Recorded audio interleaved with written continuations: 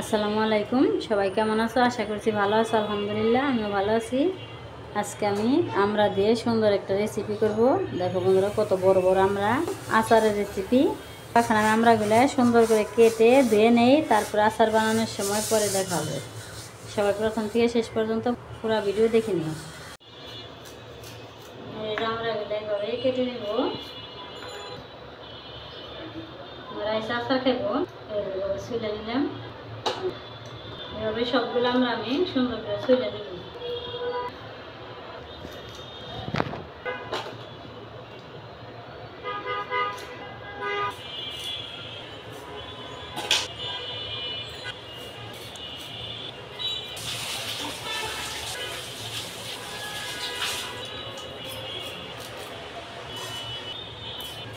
এই দেখেন বন্ধুরা, আচার খাইতে ইচ্ছা করছে, আমড়ার আচার।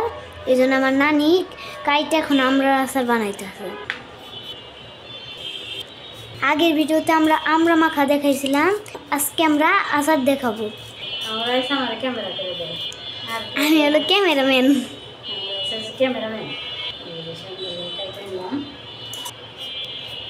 এখানে আর কয়টা আছে? আরো পাঁচটা। দেখেন বন্ধুরা, এখানে আমরা খাইতেছি, আমরা আমরার আচার খামু। এই মধ্যে বৃষ্টি নামছে।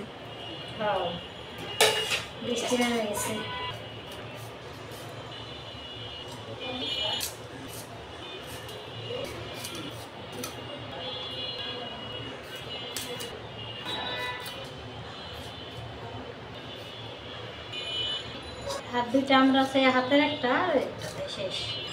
এখন খালি এই যে একটা আমরা আছে, এটা করলেই শেষ। এই যে শেষ, এই শেষ।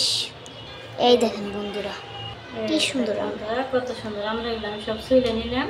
এখন আমি কিভাবে আচার বানাবো, আচার বানানোর সময় আবার দেখা হবে, ততক্ষণ সাথেই থাকবো। এখন আমি আমরা আচারের জন্য শুকনো মরিচ আর পাঁচফোড়নগুলো ভেজে নেব সুন্দর করে। এই যে এখন আমি পাঁচফোড়নগুলো দিয়ে দিলাম। শুকনো মরিচ পাঁচফোড়ন একসাথে ভেজে নিলাম। ভাজাটা হয়ে গেলে এখন আমি নামিয়ে নিব। এখন আচার বানাবো।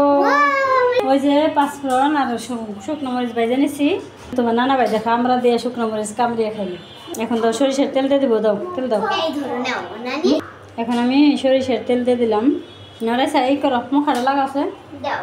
আমরা পিস পিস করে কেটে নিছে, আমি কাটি নাই, আমার মা করছে। এখানে তেলের মধ্যে দিয়ে দিব। আমার নানি দিয়ে দিই, আমি তো দিতে পারবো না, গরম তেল আমার গায়ে ছিটে আসতে পারে। ধরো নানি দিয়ে দাও। এভাবে আমরাগুলো আমি সুন্দর করে কেটে নিছি। এখন আমি তেলে দিয়ে দিব, লবণ দিয়ে দিলাম, আর একটু লবণ লাগবো, টক জিনিস আর লবণ দিয়ে দিলাম। এখন আমি সুন্দর করে আচারটা বানিয়ে নিব। কালারটা বন্ধুরা চেঞ্জ হয়ে গেলো, দেখছো? সরিষার তেলে, বাঙ্গিনা সরিষার তেল, কিন্তু দেশ গ্রামে বাঙ্গিনা সরিষার তেল। এই যে এখানে বন্ধুরা আমি এক বাটি চিনি নিয়ে নিছি, ওই চিনি দিয়ে দিলাম। টক ঝাল মিষ্টি আচার, একটু মিষ্টি মিষ্টি করবো, বাচ্চারা খাবে, মিষ্টি না হলে খাইতে পারবে না। আমার নাতির বাবার সাথে বাজারে যে আমরা নিয়ে আসছে আচার খাওয়ার জন্য, একটু মিষ্টি করে না দিলে খাইতে পারবো না। আমি আরও কিছু চিনি দিয়ে দিলাম। এই দেখো বন্ধুরা, কত পানি উঠে গেছে চিনি দেওয়ার কারণে, আর টক জিনিস নেই, অনেক পানি উঠে গেছে। বন্ধুরা আমি পাঁচফোড়ন আর শুকনো মরিচ সুন্দর করে বাইজে নিয়েছি। এখন আমি শিলপাটায় সুন্দর করে বাইজে নিব। ওই পানিটা একটু সুগার লাগবে। দেখো বন্ধুরা, কত সুন্দর করে আমি আচারটা বানিয়ে নিলাম। আচারের কালার কিন্তু চেঞ্জ হয়ে গেছে। ওই সময় এক কালার ছিল, এখন আবার আরেক কালার হয়েছে। এই যে এখন আমি এই যে পাঁচফোড়নগুলো বাইজে নিছি, এই দেখুন দিয়ে দিলাম। এখন আর আমি জাল দেবো না, শুধু ওই যে নেড়ে চেড়ে মিলিয়ে দেবো। পাঁচফোড়ন দিয়ে জাল দিলে আচার তিতা লাগে। কত সহজভাবে আমি এই আচারটা বানিয়ে নিলাম। এই কালারটাও অনেক সুন্দর হয়েছে, একবারে খয়েরি কালার হয়ে গেছে। বন্ধুরা খুব মজা হয়েছে। এখন ঠান্ডা হোক, তারপর আমার নাতিনকে খেতে দেবো। আমার নাতিনকে খাইতে দিয়ে তারপরে দেখাবো। রাইসা, তুমি না আচার খাইবে? আসো। এই আমার নাতিন আচার নিতে আসছে, আমি এখন আমার নাতিনের দেবো খাওয়ার জন্য। রস দিও বেশি করে, আমার রস রস ভালো লাগে না? আচারের কালারটা দেখো বন্ধুরা, আচারের কালার কত সুন্দর হয়েছে। পড়ে গেল সব, কই পড়ে গেছে? হয়েছে আঠি আরো দেবো? না, একটাই লাগবো। আচ্ছা, পরে আবার চাবো। না খাওয়া যাও। এই যে বন্ধুরা, আচার। কত সুন্দর আচার হয়েছে। আমি একটু চেটে খাই দেখি।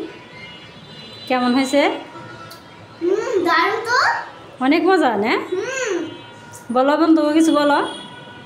বন্ধুরা দেখেন কত মজা, দেখতেও যত সুন্দর, খাইতেও তত মজা।